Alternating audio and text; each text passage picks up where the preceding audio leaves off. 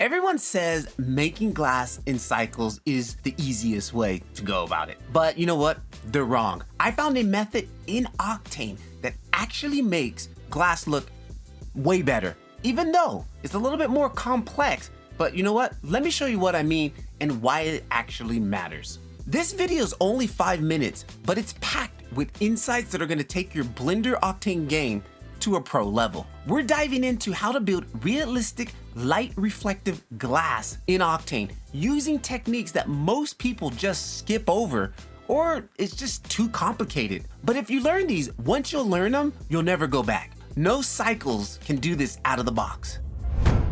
Octane glass starts with a specular material. Now first, don't touch the universal or the glossy unless you know why. Here are my key settings.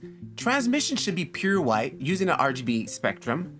Reflections also should be white. Set your IOR to 1.5 for realistic glass, and your roughness can vary anywhere from 0 to 0.1 to 0.2 depending if you want that frosted look. But here's where most people stop, and here's where the actual magic begins.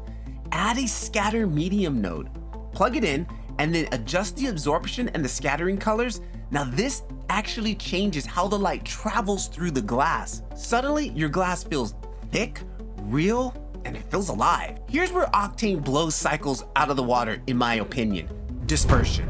In Octane, the dispersion simulates the way light bends. No fakes here. Scroll down to your dispersion, and in this dispersion, you get such a dispersion level anywhere between 50 to 100. Boom. Now you got those diamond vibes. You can't get this realism in cycles without some serious hacky stuff, and even then, it still just doesn't look the same. All right, let's hit on some rapid fire pro tips most creators miss. 1, use volumes, no flat planes. 2, normals must be facing outwards. Black glass equals bad normals. Turn caustic blurs on in the path tracing render settings just to soften up that caustic a little bit. Enable the camera imager AI denoiser to clean up that glassy pass. Now, when we stack all of these together, your renders start punching above their weight. Now, cycles might be easier, don't get me wrong, but Octane just gives you that uncupped realism. This isn't just a shader, it's a skill set that makes your renders unforgettable.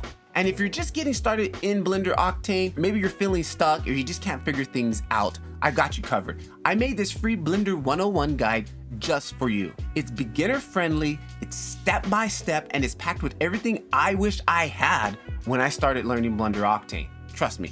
Grab it now, links down in the description, and let's start building. But there's one surface that's even trickier than glass, in my opinion, and that's plastic. It looks simple, but getting that soft subsurface bounce, getting that slightly waxy finish, the way the light hugs the curves, it's just a whole beast. But I broke it down in this exact shader setup in this video right here. And honestly, it just changed the way I build all my materials from here on out.